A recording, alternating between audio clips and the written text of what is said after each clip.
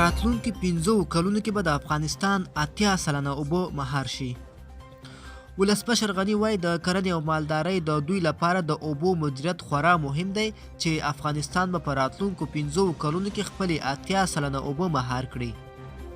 نوموړي دا خبره تېره ورځ د مالدارۍ او کرنیزو محصولاتو د خونې پر بنسټ غونډه کې کړې او زیاته کړې ده چې په تېرو 15 کلونو کې د افغانستان صادرات 3 برابره شوي او له $1 میلیارډ اوښتي دي.